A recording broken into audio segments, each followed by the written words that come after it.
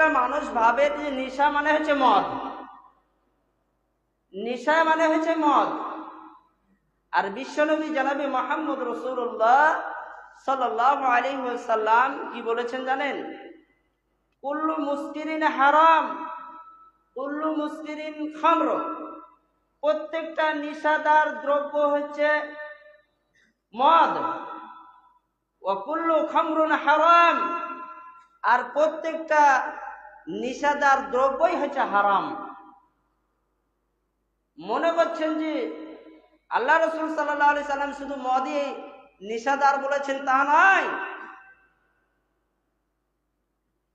যে বিবেককে নষ্ট করে, যে বিবেককে ক্ষতি করে, যে বিবেকে পরিবর্তন করে দিতে পারে, সেটাই হচ্ছে নেশা, বা সেটাই হচ্ছে আপনার মদ হোক, আপনার কি হোক, বিড়ি হোক, সিগারেট হোক, খৈনি হোক, জর্দা হোক, গুল হোক, প্রত্যেকটা আপনি যে সমস্ত জিনিসগুলো ব্যবহার করছেন এগুলো সম্পূর্ণ হারাম হারাম হারাম। আমরা কি নবীর উম্মত? আমরা কি রসুলের উম্মত? আমরা কি করে আমরা হারাম জিনিস আমরা ব্যবহার করছি? যেগুলো নিষেধ করেছে আল্লাহ তাবারাক ওয়া তাআলার কথাকে আমরা অমান্য করে চলছি। আমরা কিভাবে আমরা মুসলমান দাবি করি? আমরা কিভাবে আমরা মুসলমান বলে দাবি করি, আর আমরা পাঁচ ওয়াক্ত নামাজ পড়ছি, আবার সাথে সাথে আমরা কি করছি? নেশার সাথে জড়িত থাকছি। আপনার নামাজ পড়ার মধ্যে কি পার্থক্য থাকলো? নামাজ আপনার ভালো কর্মের মধ্যে, আপনি যে ভালো কর্ম করলেন, আপনি যে আল্লাহর হুকুম হাকাম মেনে চলছেন, তারপরও যেগুলো আল্লাহ তাবারক ওয়া তাআলা নিষেধ করেছেন সেগুলোর সঙ্গে আপনি জড়িত থাকছেন। কি করে জড়িত থাকছেন? আজকে অধিকাংশ মানুষ দেখবেন তারা পকেটে সব সময় তার বিড়ি থাকবে।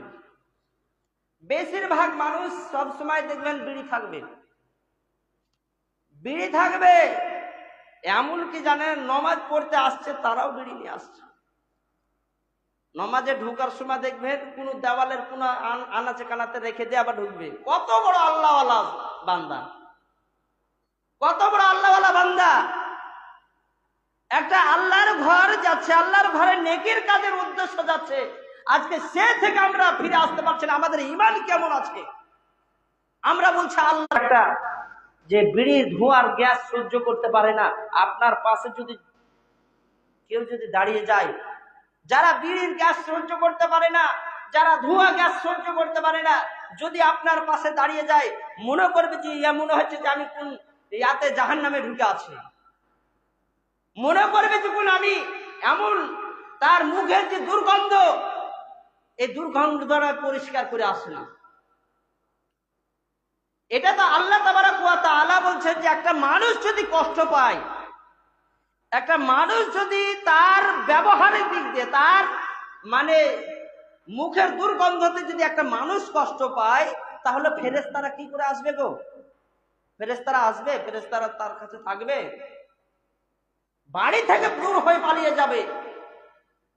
অতএব সম্মানিত উপস্থিতি, আমাদেরকে এই নিশাদার দ্রব্য থেকে বেঁচে থাকতে হবে। আপনার যদি যেই ব্যক্তি নিশাদার দ্রব্য পান করে তার 40 দিন ইবাদত কবুল হয় না, এটা মুসলিম শরীফের হাদিস। আপনি কি বলছেন গো? আপনার ইবাদত কবুল হবে না। আপনি বিড়ি, সিগারেট, আপনি খৈনি, জর্দা খেয়ে আপনি মনে করছেন যে আমি তো বিড়ি খাইনি, আমি তো জর্দা খাচ্ছি, আপনি সেই পর্যায়ে আপনি আছেন। আপনি তো মনে করছেন যে আমি তো জর্দা খাইনি, আমি গুল করি, এটাও ওই পর্যায়ে আছে। আপনি কি মনে করছেন? নেশা মনে করছেন মদ? তা নয়। আপনাকে এই সমস্ত জিনিস থেকে আপনাদের ঈমান কেমন? সালাত তানহা আনিল ফাহশাই ওয়াল মুনকার। নিশ্চয় নামাজ খারাপ অন্যায় কাজ থেকে, হারাম জিনিস থেকে তারা বেঁচে থাকে। আপনার ঈমানই কি আমি নামাজে পড়বো, আমি নিশাদার দ্রব্য খাবো? আপনার নামাজ আর নিশাদার দ্রব্য খাওয়ার মধ্যে কোনো পার্থক্য থাকলো? আপনি কি করলেন? আপনি যেটুকু আপনি নেকির কাজ করলেন সেটুকু তার চাইতে আপনি গুনহার কাজ করে চলে আসলেন, তাহলে তার মধ্যে পার্থক্য কি থাকলো? সম্মানিত উপস্থিতি, অতএব ঈমান মজবুত করেন, ঈমানটাকে ঠিক করেন। যতক্ষণ পর্যন্ত এই নিশাদার দ্রব্য ছাড়বেন না ততক্ষণ পর্যন্ত আপনার ইবাদত কবুল হবে না। যারা নিশাদার দ্রব্য পান করে তাদের ইবাদত কবুল হয় না। এটা বিশ্বনবী জনাবে মুহাম্মদ রাসূলুল্লাহ সাল্লাল্লাহু আলাইহি ওয়াসাল্লাম বলেছেন। আপনি কি করে গো? আপনি বিড়ি খেয়ে দিয়ে আপনি নামাজে কি করে আসেন? বিশ্বনবী কি বলেছেন জানেন? বিশ্বনবী বলেছেন, তোমরা রসুন এবং পেঁয়াজ খেয়ে মসজিদের ধারে কাছে থেকো না, তোমরা মসজিদের ধারে এসো না। পেঁয়াজ রসুন খেয়ে তোমরা মসজিদে এসো না, বিশ্বনবী বলেছেন। এটা খাবার জিনিস গো, এটা খাবার জিনিস, তাও বিশ্বনবী কঠোর করে। আপনারা যদি কাঁচা জিনিস খান তাহলে আপনাকে কলগেট বিরাজ করে আপনাকে নামাজে আসতে হবে। আর আমরা কি করছি গো? ফজরের হলে আমরাকে বিড়ি ধরাতে হবে। একটা মানুষ আছে জানেন না, বিড়ি না খেলে ওর পায়খানাই হয় না। দেখবেন বিড়ি না খেলে ওর পায়খানাই হয় না। কোথায়? মাঠে গেলে দেখবেন বিড়ি ধরাতে ধরাতে যাবে, আবার কোথায় ফজরের উঠার সাথে সাথে দেখবেন বিড়ি খেতে খেতে আসবেন ফজরের নামাজ পড়তে, বিড়িটা ফাঁক করে ফেলে দিয়ে ঢুকে গেল মসজিদে। এরকম মানুষ আছে জানেন। সম্মানিত উপস্থিতি, আপনাদের ইমানি জাজবা কেমন?